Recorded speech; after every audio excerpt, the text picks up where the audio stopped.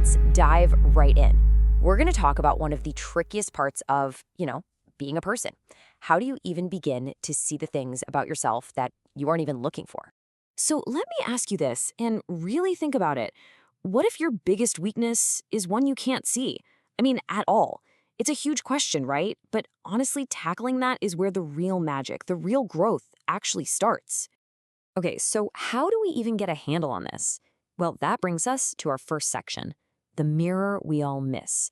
And it all kicks off with a super simple analogy involving your car that, trust me, reveals a pretty deep truth about how we see ourselves. Or maybe more importantly, how we don't. So, the term for this, as you've probably guessed, is a blind spot. And it's exactly what it sounds like. You know when you're driving and a car can be right there next to you, but totally invisible in your mirrors? That's it. A personal blind spot is a trait that other people can see in you, clear as day, but for some reason you're completely oblivious to it. Right, so that's the big question then, isn't it? What are your blind spots? In this next section, we're going to dig into that gap, really, between who you think you are and who other people actually see. But wait, why do we even have these things? Well, it turns out it's just how our brains are wired. For one, we tend to overestimate our own strengths.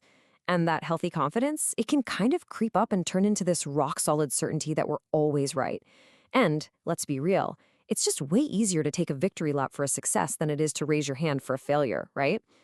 All of that together, it's like the perfect breeding ground for a blind spot. And this is what that perception gap looks like in the real world. You think, I'm being confident, but they're thinking, wow, that's arrogant. You think you're being decisive, but they see you as totally impulsive. You're patting yourself on the back for being efficient, but everyone around you just feels rushed and stressed out. That gap right there, that's the blind spot. Okay, so how on earth do you start to see something that's by definition invisible to you? Well, the simplest way is to just listen. Seriously, the next time you hear how other people describe you, the best thing you can do is just assume there's at least a little bit of truth in what they're saying, even if, and especially if, it stings a little. All right, now for the really good stuff. We've talked about the problem, now let's get into the solution. This is our 3-step action plan. And I want to be clear, this isn't some abstract theory. This is a real, practical toolkit you can literally start using today to get a clearer picture of yourself. And here it is. Super simple. 3 steps. 1. Ask and record. 2. Test assumptions. And 3. Own the gap. Let's walk through what each of those actually means. First up, step 1. Ask and record. This means you got to go out and actually ask for feedback, proactively, and not just as a one-off thing, but regularly. Ask your coworkers, the people who report to you, heck, even your family. And here's the key. Write it down. You're looking for patterns, for the themes that keep popping up over and over again. Okay, step 2 is all about testing your assumptions. Here's a little challenge for you. The very next time you feel 100% certain about something, just pause. And then I want you to go find that one colleague, the one I'm talking about, the skeptic, and invite them to poke holes in your idea.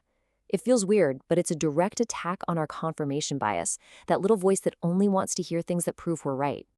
Now, if that's not really an option for you, here's another way to do it. Try running a small experiment, something low stakes, that is specifically designed to prove yourself wrong.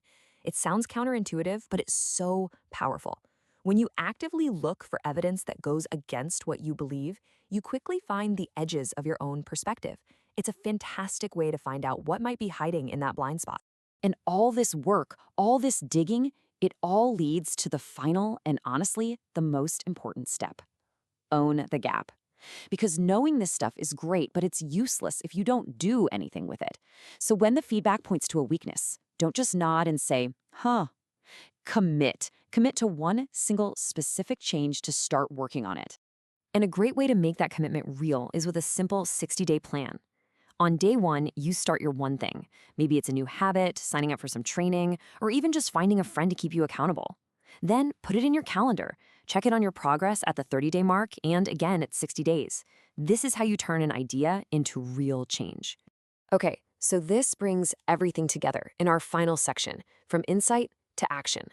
Because really, your journey doesn't end here. In fact, it's just beginning, with the very next question you decide to ask. Look, if there's one thing to take away from all this, it's this. It's one thing to just kind of accept, yeah, okay, I probably have blind spots. I mean, we all do. But the real game changer, the transformation, happens when you switch from just knowing that to actually doing something about it. When you actively and, yeah, courageously start looking for them. So I'm going to leave you with one final question. Let's not worry about next month or some vague plan for the future. I'm talking about this week. What is the one single conversation you're going to have this week to start looking for your blind spot?